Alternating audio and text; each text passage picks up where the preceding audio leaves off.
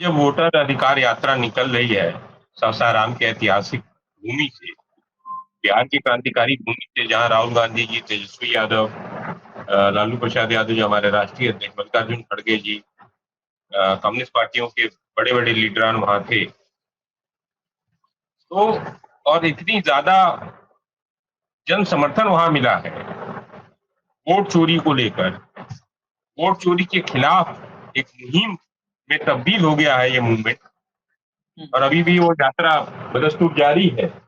देखिए, जो वोटर अधिकार यात्रा है जो निकली है, राहुल गांधी जी हैं, तेजस्वी यादव हैं, लालू प्रसाद यादव जी हैं, हमारे राष्ट्रीय अध्यक्ष मल्लिकार्जुन खड़गे जी हैं, कम्युनिस्ट पार्टी के तमाम लीडरान वहां पर हैं, और लाखों लोगों की भीड़ है, और एक जन आंदोलन में तब्दील होता जा रहा है। जन समर्थन, बहुत अपार जन समर्थन मिल रहा, उससे चूल्हे हिल गई हैं आपकी भारतीय जनता पार्टी की, चूल्हे हिल गई हैं इनके एनडीए के साथियों की, और चूल्हे हिल गई हैं चुनाव आयोग। आज आनंद फानंद में चुनाव आयोग के तीनों जो इलेक्शन कमिश्नर हैं, तीनों वहां बैठे थे। वहां ही से नहीं हुआ, नरेंद्र मोदी ने एक अपना रोड शो भी कर दिया दिल्ली के अंदर। बहुत सारी चीजें एकाएक होने लगी कि इस खबर पर मतलब लोगों का ध्यान न जाए, ध्यान को भटकाने की कोशिश है। आज जो इलेक्शन कमिश्नर का जो प्रेस कॉन्फ्रेंस था, वो प्रेस कॉन्फ्रेंस क्या था? वो प्रोसीजर है। ऐसे वोट कटता है, ऐसे वोट बनता है, फॉर्म 6 से वोट जुड़ता है, फॉर्म 7 से बदलाव होता है, फॉर्म 8 में ये होता है। वो तो सबको मालूम है।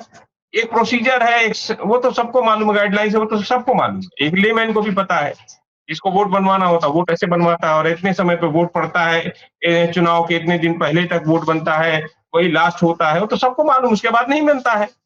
लेकिन सवाल ये है कि जो सवाल राहुल गांधी जी ने उठाया था कि महादेवपुरा जो जो विधानसभा में 1 लाख जो फर्जी वोटर्स हैं, वो फर्जी वोटर्स कैसे रहे? एक पते पर 80, एक पते पर 300, 350, पिता का नाम 0, माता का नाम कुछ, एक एक महिला का नाम 124 साल, उम्र 124 साल। तो ये जो सवालात हैं, ये सवालात हैं। और उसके बाद जो सवालात थे कि एसआईआर के बाद बिहार के अंदर जीवित व्यक्तियों को मृत्यु बनाकर उनको वोटर लिस्ट से बाहर कर दिया, उनको वोटर उससे बाहर कर दिया। वह लोग स्वयं आकर सुप्रीम कोर्ट में अपने हलफनामा दायर किया कि हम जिंदा हैं। इसमें तो शर्म से मर जाना चाहिए। ये सवाल पूछना चाहिए था इलेक्शन कमिश्नर से कि भाई तू ये बता कि जो वोटर को जो जिंदा है, जो तूने मरवा दिया है अपने एसआईआर से, वह क्या है? और तुम एसआईआर एसआईआर का गुणगान है। एसआईआर क्या है? एसआईआर है दलित, पिछड़े, आदिवासी, अल्पसंख्यक, खासकर मुसलमान और बाकी अन्य प्रोग्रेसिव समाज के लोग, जो लोग वोट करते हैं महागठबंधन को या एंटी बीजेपी वोट करते हैं, वह सारे वोटर्स को आप बाहर करना चाहते हैं, जिससे आराम से भारतीय जनता पार्टी चुनाव जीत सके। तो ये जो भारतीय जनता पार्टी और आरएसएस की जो ये साजिश है, वो साजिश में चुनाव आयोग शामिल है। और ये चुनाव आयोग नहीं है, इसका नाम मैंने रखा भारतीय जनता पार्टी भाजपा चुनाव प्रकोष्ठ। ये भाजपा चुनाव प्रकोष्ठ है, और इसमें कुछ भी कोई नई चीज आपको नहीं दिखने को मिलेगी। ये बस दिग्भ्रमित करने के लिए ये कर देंगे 7 दिन में हलफनामा। किस चीज का हलफनामा दे दे राहुल गांधी? किस चीज का हलफनामा दे दे? क्यों दे? अरे तुम्हें बता दिया, तुम्हें आपत्तियां दे दी तमाम। दिल्ली के चुनाव में तमाम भाजपा के एमपीज के घर पर 35-35, 40-40 वोटर्स का आया। उस पर लोगों ने आपत्तियां दर्ज की, तो तुमने क्या वोटर्स का नाम काटा? जो जेन्युइन वोटर्स थे उनका नाम तुमने काट दिया। और अब तो हाल ये है कि जो झुग्गी झोपड़ी वाले वोट करते थे, अब तो उनकी झुग्गी झोपड़ी नहीं है। वो तो यहाँ से डिसमेंटल, उनको तो डिसलोकेट कर दिया, रिलोकेट कर दिया, कोई कहीं कहीं, कोई कहीं। और बंगाल से जो बांग्ला बोलते हैं, उनको बांग्लादेशी बताकर उनको दिल्ली से और गुड़गांव से और फरीदाबाद से निकाल के बाहर कर दिया। वो सब बंगाल चले गए। तो इस पर सुप्रीम कोर्ट, इस पर ये इलेक्शन कमिश्नर क्या कह रहा है? इस पर सुप्रीम कोर्ट क्या कह रहा है? सवाल ये है ना कि सुप्रीम कोर्ट भी बंधुआ मजदूर की तरह नरेंद्र मोदी का बंधुआ मजदूर बन गया है, चुनाव आयोग बंधुआ मजदूर बन गया है। और जहां तक आपने महिलाओं के सीसीटीवी की बात की है, ये सीसीटीवी का जो ये फुटेज नहीं देने का बहाना है ये। और मैं आपको एक आरोप और लगा रहा हूं भारतीय जनता पार्टी के का जो अनुवांशिक संगठन है, जो मातृ संगठन आरएसएस, वो स्वर्ण रचने में बड़ा बड़ा वो है। इसके तमाम बाबा लोग आप देखते हैं साड़ियों में भी घूमने लगते हैं। तो क्या आरएसएस के लोग साड़ी पहनकर या बुर्का पहनकर वोट भाजपा को देने जा रहे हैं, इसलिए तुम सीसीटीवी नहीं देना चाहते हो और बहाना माता माँ बहनों का कह रहे हो?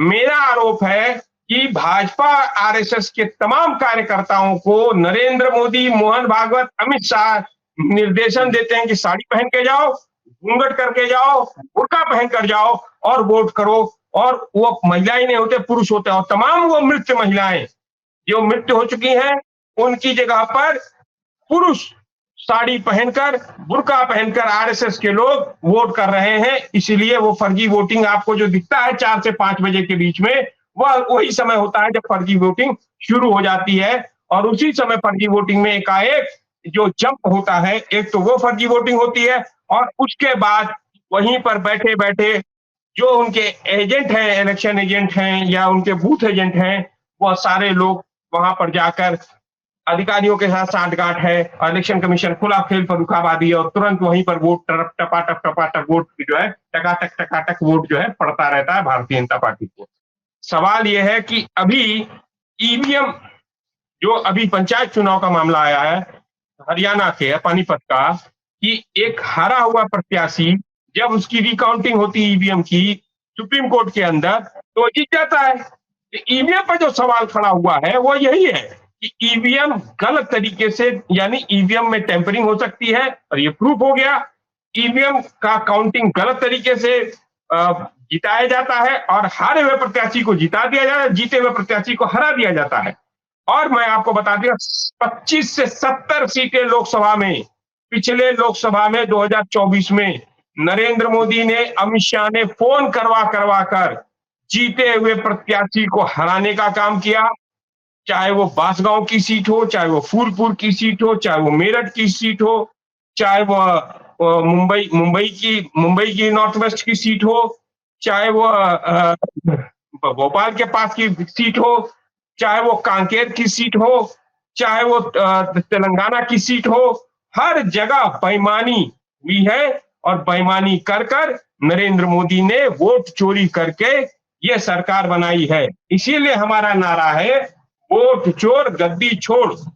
नरेंद्र मोदी वोट चोर है और वोट चोरी करके गद्दी पे बैठा है, इसलिए हम कह रहे हैं वोट चोर गद्दी छोड़। और आज कल रात में या सुबह जो गाना लॉन्च हुआ है कि चुनाव बीजेपी चुनाव आयोग वोटवा चोर लागेला, यह जनता की जुबान पे चढ़ गया है और वो थीम सॉन्ग बन गया है और उसमें बच्चे डांस कर रहे हैं, नौजवान गा रहे हैं। तो ये जो वोट चोरी का मामला है, वोट चोरी इसीलिए देखिए किसानों की बात नहीं सुनता, क्योंकि नरेंद्र मोदी को मालूम है कि मैं वोट चोरी से चुनाव जीत जाऊंगा, तो किसान की बात नहीं सुनता। महिला पहलवान बैठती तो उनकी बात नहीं सुनता।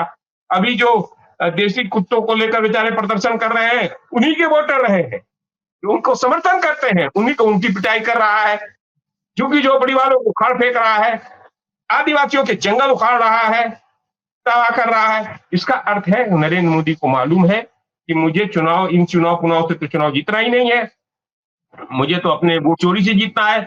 चाहे बैलेट से चुनाव करा लो, तो चंडीगढ़ में बैलेट से चुनाव कराओगे तब भी बेईमानी से चुनाव जीतेंगे, ईवीएम से चुनाव कराओगे तब भी बेईमानी से जीतेंगे। और उससे भी जब मन नहीं भरता है तो आपको मीरपुर का विधानसभा उपचुनाव याद है, कुंदरकी का विधान उपचुनाव याद है कि बंदूक के पट लगाकर गोलियों का वो राइफल्स तान दी गई, पिस्टल तान दिया गया, तमाम वोटर्स को, अल्पसंख्यकों को, यादवों को और जाटा समाज के लोगों के ऊपर पिस्तौल तान दी गई कि तुम लोग जो है वोट नहीं करने जाओगे। और इससे भी जब मन नहीं भरता है तो तमाम बीएलओ, तमाम वह जो चुनाव में कर्मचारी लगते हैं, उसमें यादव नहीं होगा, उसमें मुसलमान नहीं होगा, उसमें कुर्मी नहीं होगा, उसमें जाटव नहीं होगा। इस पर इलेक्शन कमिश्नर क्यों नहीं बोलता?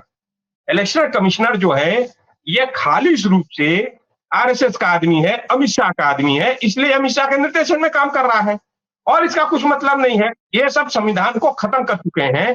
देश में तानाशाही आ चुकी है, देश में तानाशाही है।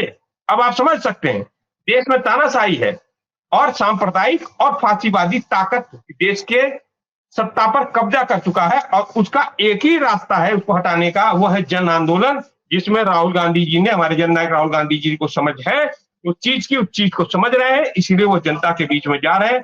चाहे वो पदयात्रा के माध्यम से हो, भारत जोड़ो यात्रा हो, या भारत न्याय यात्रा हो, चाहे वो वर्तमान समय में वोटर अधिकार यात्रा निकालकर वो जनता के बीच में अवेयरनेस फैला रहे हैं। और उन्हें मालूम है कि जन आंदोलन के बिना अब इस वर्तमान सत्ता से हम लड़ नहीं सकते, क्योंकि इलेक्शन कमिश्नर बैठा हुआ है बेईमानी कराने के लिए। और 2020 का जो चुनाव था, बिहार का तमाम सीटें थी, एक ऋतु जायसवाल थी, चुनाव जीत गई, वो हारा हुआ घोषित कर दिया। इसी तरह उत्तर प्रदेश में तमाम समाजवादी पार्टी के लोग विधायक बन गए, वापस उनका रिकाउंटिंग करके उनको जबरदस्ती चुनाव हराया गया।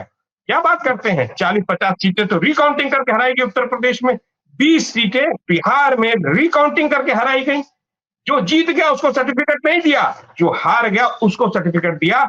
ये स्थिति थी, और ये सब फोन अमित शाह के यहाँ से होता है, पीएमओ से जाता है, तमाम इलेक्शन में जो लगे हुए आरओ हैं उनको जाता है, और आरओ से कहते हैं कि रिटर्निंग ऑफिसर से कहते हैं इसको नहीं, इसको दो, मेरे वाले प्रत्याशी को दो। तो ये इस स्तर पर बेईमानी हो रही है।